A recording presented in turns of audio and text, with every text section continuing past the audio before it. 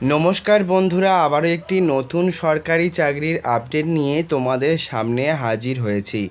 রাজ্যে 1280 পদে ক্লার্কের চাকরির আপডেট ইতিমধ্যে প্রকাশিত করলো আইবিপিএস, যেখানে রাজ্যের বিভিন্ন ধরনের গভর্নমেন্ট আন্ডারটেকিং বা সরকারি ব্যাংকে কিন্তু ক্লার্কের পদে আপডেট প্রকাশিত করা হয়েছে।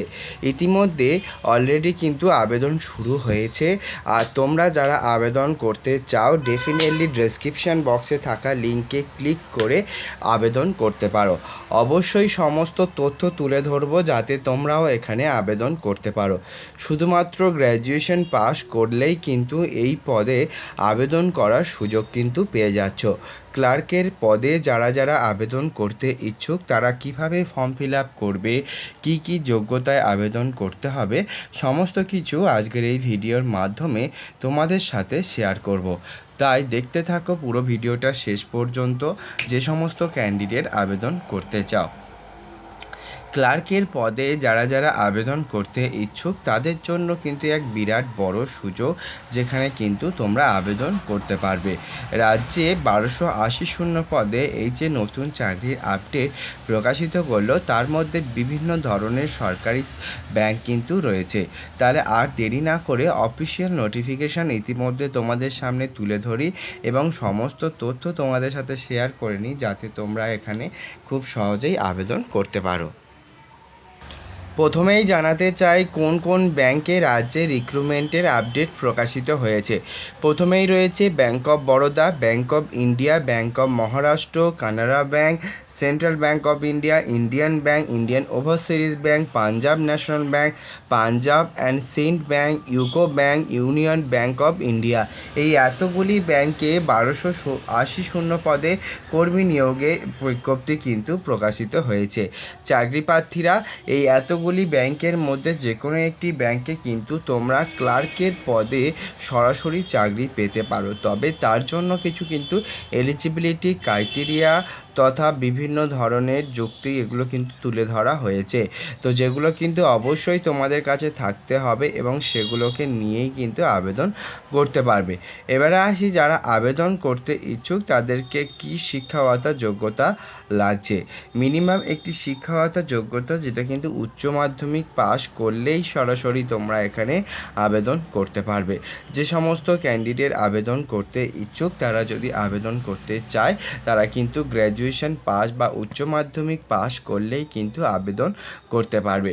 আইবিপিএসের তরফ থেকে এবারেও কিন্তু ব্যাংক ক্লার্কের অ্যারেঞ্জমেন্ট করা হয়েছে ক্লার্ক রিক্রুটমেন্ট, সেই হিসেবে কিন্তু চাকরি প্রার্থীদেরকে আবারও আবেদন করার জন্য আহ্বান জানানো হচ্ছে এবং রাজ্য তথা সারা দেশের বিভিন্ন জায়গা থেকে কিন্তু চাকরি প্রার্থীরা আবেদন করতে পারবে।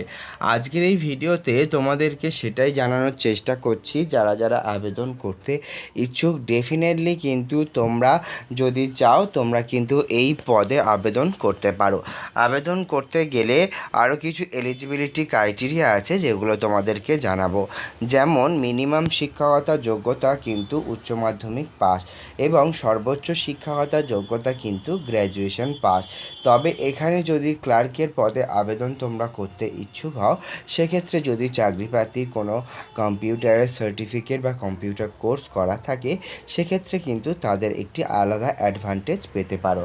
এবারে বলে রাখি 20 থেকে 28 বছর পর্যন্ত চাকরি প্রার্থীদের আবেদন করার সুযোগ দেওয়া হলো। আর 20 থেকে 28 বছর পর্যন্ত চাকরি প্রার্থীদের এই যে নতুন চাকরির আপডেট প্রকাশিত হয়েছে সেটিতে যদি কোনো ক্যান্ডিডেট আবেদন করতে চায় সেক্ষেত্রে বয়সের ছাড়ও কিন্তু তারা পেয়ে যাবে। চাকরি প্রার্থী যারা আবেদন করতে ইচ্ছুক তারা যদি আবেদন করতে চায় SC ST হলে 5 বছর এবং OBC হলে কিন্তু 3 বছর পর্যন্ত বয়সের ছাড় কিন্তু তারা পাবে, এটাও কিন্তু মাথায় রাখতে হবে। এছাড়া PWD ক্যান্ডিডেট হলে 10 বছর পর্যন্ত বয়সের ছাড় কিন্তু তারা পেয়ে যাচ্ছে। সরকারি নিয়ম অনুযায়ী যেমনটি তাদের বয়সের ছাড় দেওয়া হয় তারাও কিন্তু এখানে এই বয়সের ছাড়টা কিন্তু পাবে। তবে কিন্তু প্রত্যেকটা ক্যান্ডিডেট যারা এসসি এসটি ওবিসি তাদেরকে কিন্তু অবশ্যই কিন্তু সার্টিফিকেট থাকতে হবে, তবেই কিন্তু সেই চাকরি প্রার্থী এখানে আবেদন করতে পারবে।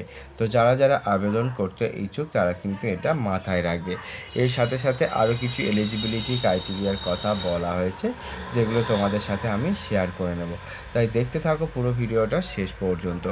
এবারে আসি যারা যারা আবেদন করতে ইচ্ছুক তাদের আর কি এলিজিবিলিটি ক্রাইটেরিয়ার কথা বলা হয়েছে, যেগুলো তোমাদেরকে জানাবো।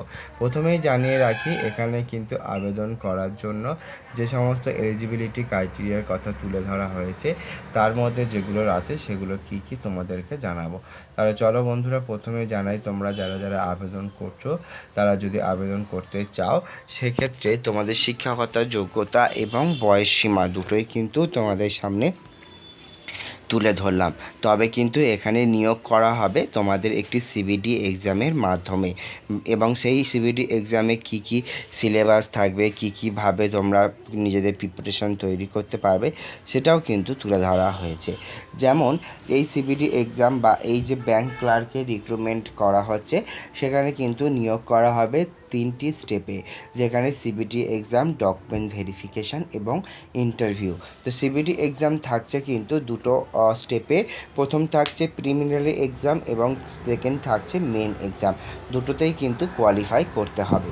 প্রথম যেই পরীক্ষাটা হবে সেটা কিন্তু 100 নাম্বারের এবং 1 ঘন্টার মধ্যে, যার মধ্যে ইংলিশ ল্যাঙ্গুয়েজে থাকছে 30 নাম্বার, নিউমেরিক্যাল অ্যাবিলিটিতে থাকছে 35 নাম্বার এবং রিজনিংয়ে থাকছে 35 নাম্বার। টোটাল 60 মিনিটে কিন্তু এই পরীক্ষাটা তোমাদের কমপ্লিট করতে হবে এবং প্রত্যেকটি অবজেক্টিভ টাইপ কোশ্চেন কিন্তু থাকছে। এরপরে আসছি মেন এক্সাম, যেখানে জেনারেল ফিনান্সিয়াল জন্য রয়েছে। সেখানে কিন্তু তোমরা দেখতে পাচ্ছ নাম্বার অফ কোশ্চেন 50 নাম্বার এবং তারপরে জেনারেল ইংলিশ থাকছে 40 number, reasoning ability 60, quantitative aptitude 50। Total 160 minute বা 2 ঘন্টা 30 মিনিটের মধ্যে 200 নাম্বারের পরীক্ষা তোমাদেরকে দিতে হবে। তো আইবিপিএসের এই যে চাকরির আপডেট, সেটার জন্য তোমাদের প্রিলিমিনারি এক্সাম এবং মেন এক্সাম দুটোই কিন্তু কোয়ালিফাই করতে হবে। অল ওভার ইন্ডিয়াতে কিন্তু রিক্রুটমেন্ট হচ্ছে এবং ওয়েস্ট বেঙ্গলে হিন্দি, ইংলিশ এবং বেঙ্গলিতে কিন্তু কোশ্চেন হবে। যে যেটাতে কমফোর্টেবল সে সেইটাতে কিন্তু পরীক্ষা দিতে পারবে। এবারে আসি, আবেদন যেহেতু তোমাদের অনলাইনের মাধ্যমে হবে সেক্ষেত্রে কিন্তু তোমাদের বলে রাখি তোমরা সমস্ত ডকুমেন্টস নিয়ে কিন্তু অনলাইনে আবেদন করতে হবে। সমস্ত ডকুমেন্টসের কথা যদি বলি সেক্ষেত্রে শিক্ষাগত যোগ্যতার সমস্ত সার্টিফিকেট, বয়সের প্রমাণপত্র, কাস্ট সার্টিফিকেট, ভোটার কার্ড, আধার কার্ড সমস্ত কিছু নিয়ে কিন্তু চাকরি প্রার্থীরা আবেদন করতে হবে।